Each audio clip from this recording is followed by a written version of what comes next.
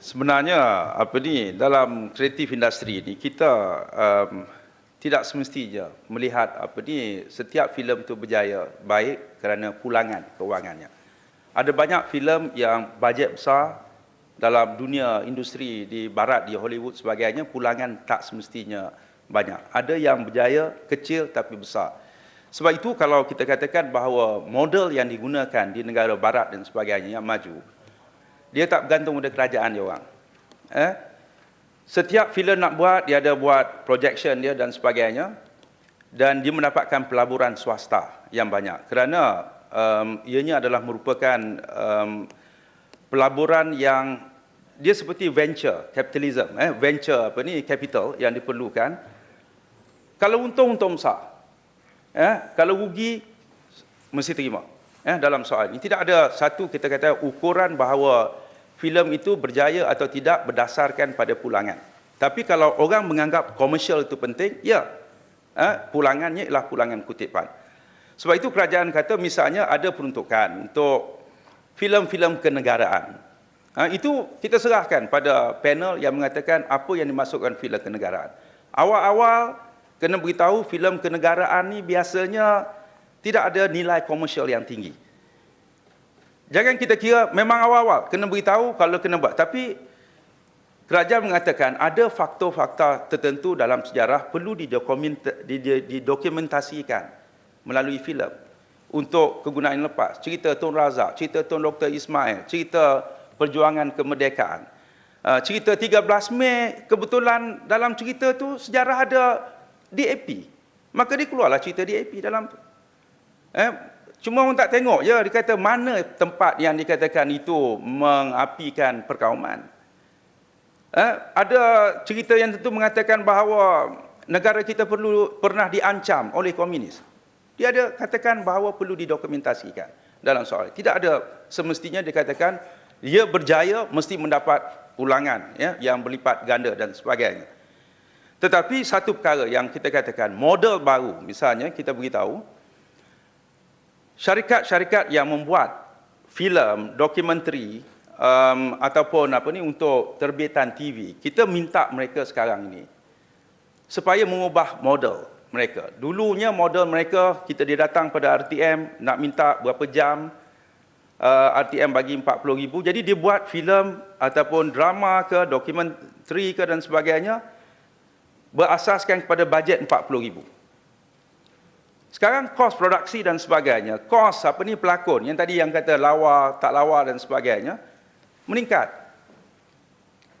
Kalau di filem yang kita tengok, siri-siri yang tertentu di Hollywood dan sebagainya yang diterbitkan di sana, yang kita tengok dalam televisyen di sana, kos mereka ialah $1 juta satu siri. Kita 40,000. Jadi kita tak boleh berkembang, saya katakan begitu. Tapi kalau mengharapkan RTM bayar 1 juta, tak boleh. Kerana bajet kita sedikit dan tak boleh. Cumanya dulu kita beritahu pada penerbit, drama ke apa sebagainya, mengatakan bahawa kalau dahulu kamu menganggap bahawa bila kamu diberikan tanggungjawab untuk menyediakan drama 13 siri, 10 siri, untuk mendapatkan bajet begini, jangan jadikan RTM sebagai matlamat kamu. Jangan jadikan RTM sebagai matlamat kamu, TV3 matlamat kamu, Astro sebagai matlamat kamu. Sebaliknya, menjadikan ini sebagai permulaan kepada kamu untuk memasarkan terbitan kamu ke luar negara. Kamu dah dapat 40,000 sebagai modal sedikit, tetapi pikiran mestilah mencari tambahan-tambahan dana lain untuk dipasarkan ke luar negara. Dan kita bantu pasarkan. Misalnya, saya sendiri pergi ke Cannes, Perancis baru ni, ialah tempat pasaran bagi konten isi kandungan untuk televisyen yang terbesar sekali. Alhamdulillah, baru-baru ni kita pergi pada bulan September yang lepas, kita dapat jual sebanyak dalam duit kita 150 juta ringgit.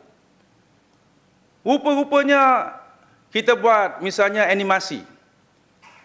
Kita dekat sini dia dapatlah 40,000, tapi euro nak beli, Eropah nak beli 10,000 euro. Kamu dah dapat tambahan tak?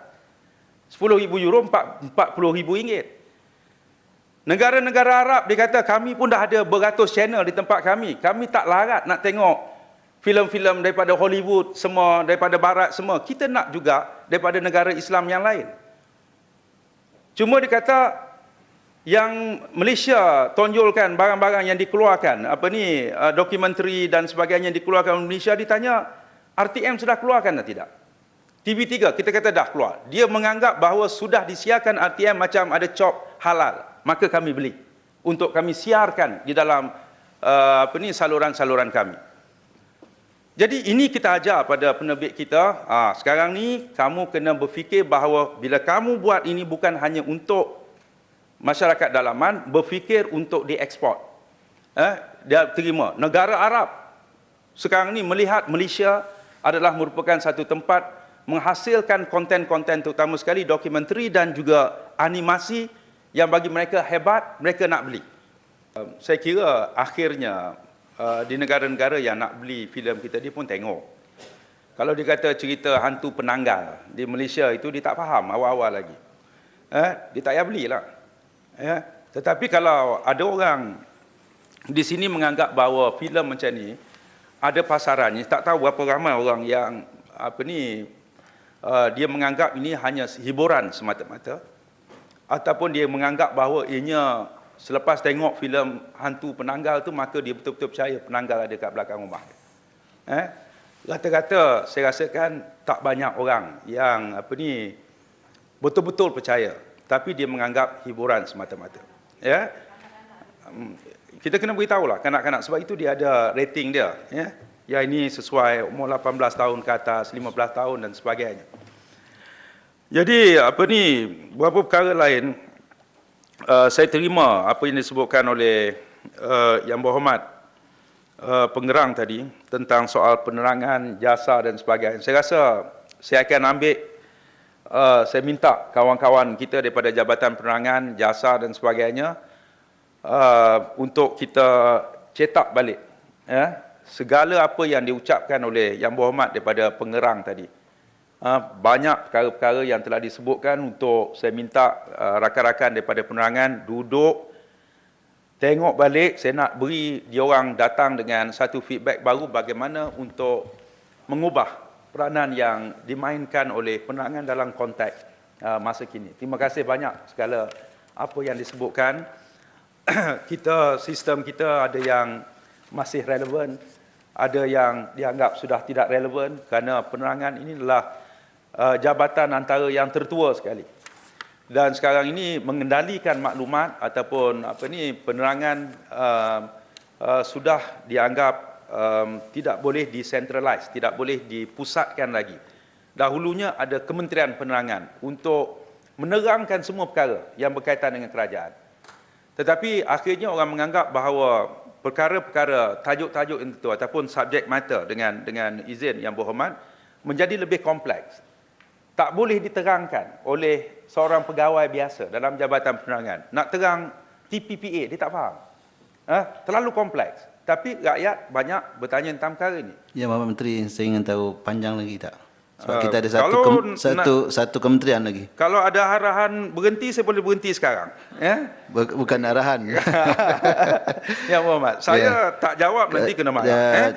Kalau boleh, yang jawab bertulis boleh. Kalau begitu, sebab itu sekarang ni setiap kementerian dia ada, dia punya CIO dia sendiri, Chief Information Officer mereka sendiri, untuk menerangkan bagi termasuk juga di jabatan-jabatan di Majlis Perbandaran dan sebagainya. Tugas penerangan semakin ditugaskan di peringkat bawah, tidak boleh berpusat. Sebab itu Kementerian Penerangan pun sudah tidak ada lagi jabatan. Jadi tentang perkara yang disebutkan tadi, saya akan ambil berat tentang peranan yang dimainkan, kaedah yang dimainkan. Perlu suatu overhaul, suatu perubahan dan penstrukturan yang baru. Saya setuju, dan mungkin saya akan menjemput Yang Berhormat untuk berkongsi pandangan dengan rakan-rakan kami di kementerian. Ada beberapa perkara lain yang disebutkan tentang soal MERS khidmat MERS 999, terima kasih Yang Berhormat Bayan Baru sekurang-kurangnya mengiktiraf adalah yang baik. Tapi saya tak pasti tentang kata ada berapa peratus 30% yang tak dijawab. Saya Dia dalam audit report dalam dan saya ada perkara yang kita perlu jawab apa yang disebutkan audit report, tapi kadang-kadang ada perkara yang agak confused, dikatakan panggilan senyap dengan panggilan yang tidak dijawab. Banyak orang confused. Panggilan senyap tu ialah saya sendiri dalam 2 hari yang lepas saya pergi ke RC mana response center pada dalam perkhidmatan MERS 999. Saya duduk di situ, ada 40 orang yang bertugas di satu-satu center. Dia ada 3 sekarang ni di Kuala Lumpur, di Melaka dan juga di Kuching. Untuk menerima panggilan ini, setiap seorang yang menerima panggilan, dia menerima pada purata antara 800 hingga 1,200 panggilan satu hari. Dia bukan satu perkara yang mudah. Antara 800 hingga 1,000 panggilan satu hari. Dan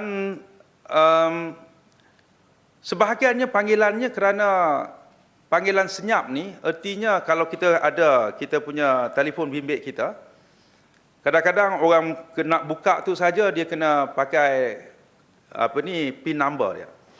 Tapi dekat bawah tu tanpa PIN number dia ada emergency call. Kalau orang nak buat panggilan kecemasan, tak perlu PIN number, emergency call. Ramai orang yang tertekan.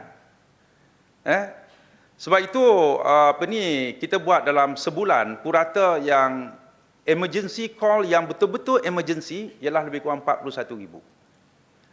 Tetapi panggilan tertekan ni, saya kata tertekan, senyap, ada juga mengganggu, ada telefon-telefon, sekali yang jawab lelaki. Saya tak nak cakap dengan lelaki, nak cakap dengan perempuan. Ada juga kes yang macam ni. Ataupun panggilan palsu. Panggilan yang tertekan lebih kurang 1 juta lebih sebulan. Kita ada lebih kurang 3 juta panggilan. Secara purata setiap bulan 3 juta panggilan yang betul-betul dianggap emergency. Ialah 41,000. Dan saya melihat saya kagum dan saya ingin menyatakan penghargaan saya tentang mereka yang bekerja ni. Saya harap di masa yang akan datang lebih ramai orang bukan Melayu untuk memohon. Sebab untuk ini kerja betul-betul di barisan hadapan, kerana mereka begitu bersemangat nak selamatkan nyawa orang. Cepat berhubung supaya bagaimana mereka mendengar panggilan tersebut, mereka dapat membuat assessment ini betul palsu, orang nak bergurau, nak apa sebagainya.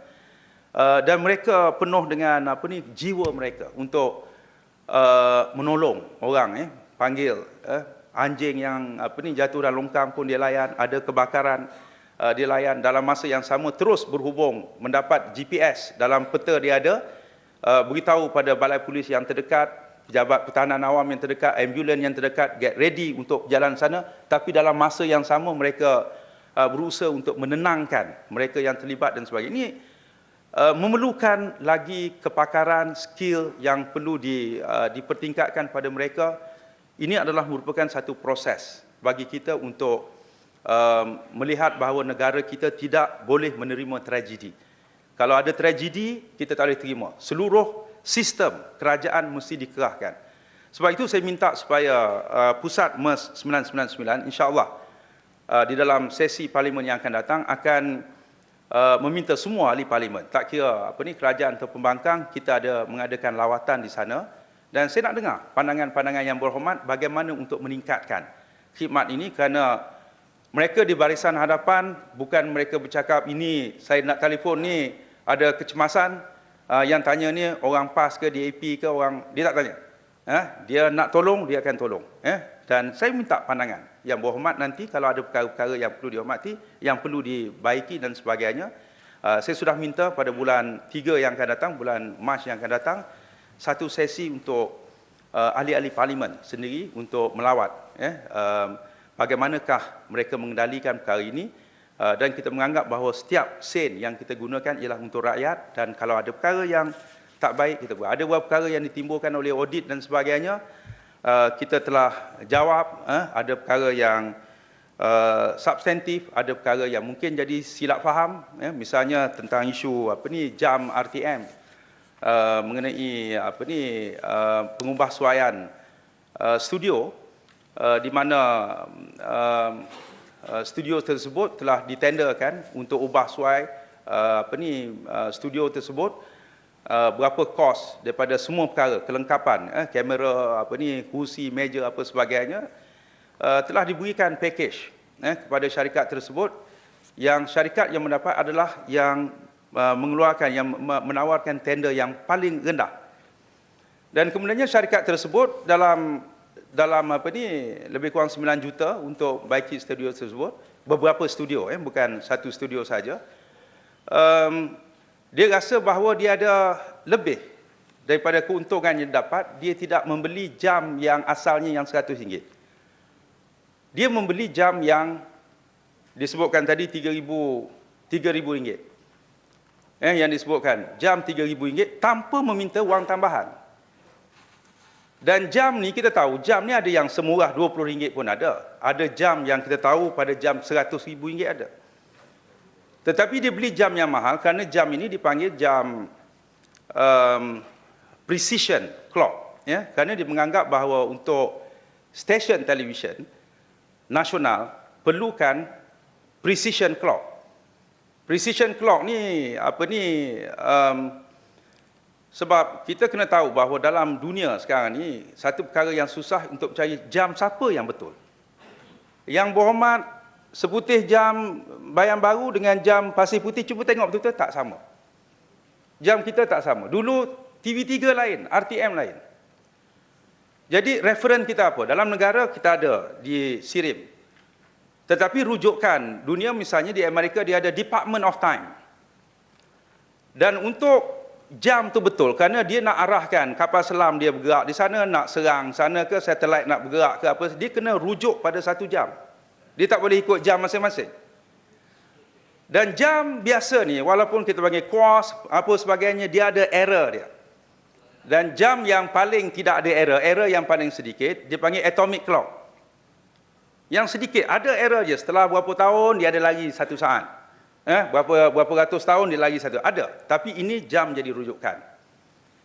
Jam ini, time itu dipancarkan kepada 24 satelit seluruh dunia ni.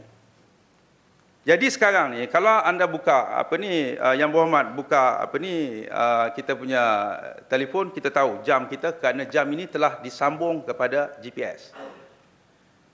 Sebab itu 2042 sekarang, tengok 2042 kerana sudah ada. Tapi kena pakai SIM card. Tetapi precision clock yang perlu diadakan di pejabat ataupun di studio penyiar nasional misalnya, sama berdasarkan kepada yang disambung kepada satelit untuk rujukan kepada Department of Time tadi, supaya kita tidak lari lagi. Mungkin kita tak ada guna untuk perang apa sebagainya, untuk kapal perang nak bergerak, untuk kapal terbang nak bertolak di peringkat itu, tetapi sekurang-kurangnya waktu berbuka puasa, waktu semayang adalah lebih tepat. Dan bukan jam ni harga RM100. Orang salah faham, mungkin perbezaan cara persembahan dalam audit itu, orang faham bahawa jam RM100 dibayar RM3,000, ada pegawai yang ambil RM2,900 ni. Ini orang fikir rasuah macam tu. Tidak. Dia tak pakai, dia ada duit lebih, dia tak beli yang jam 100, dia kata, okey, untuk sini saya menggunakan bajet yang telah diberikan pada kami untuk tambah jenis jam yang lebih baik. Tapi walau bagaimanapun, pihak kami adakan jawatan kuasa untuk tengok perkara ini dan kita akan jelaskan pada audit kemudian. Supaya saya sendiri tidak boleh terima sebarang penyelewengan di mana-mana pihak. Saya sendiri kan, kalau untuk duduk saya pergi ke PAC. Saya minta kalau boleh live. Tapi dalam atau cara di Parlimen belum lagi membenarkan perkara tersebut, supaya tengok. Pembangkang nak tanya-tanya lah. Kerana bagi kita percaya pada prinsip kerajaan yang baik, kerajaan yang telus, kerajaan yang bertanggungjawab terhadap perkara yang ditimbulkan.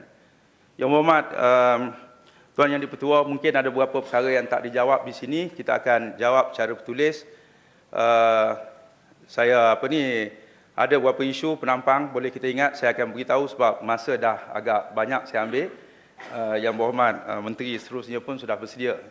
Jadi sekali lagi saya ucap terima kasih banyak-banyak di atas semua soalan dan pandangan yang diberikan oleh Yang Berhormat dalam soal ini. Terima kasih. Terima kasih Menteri.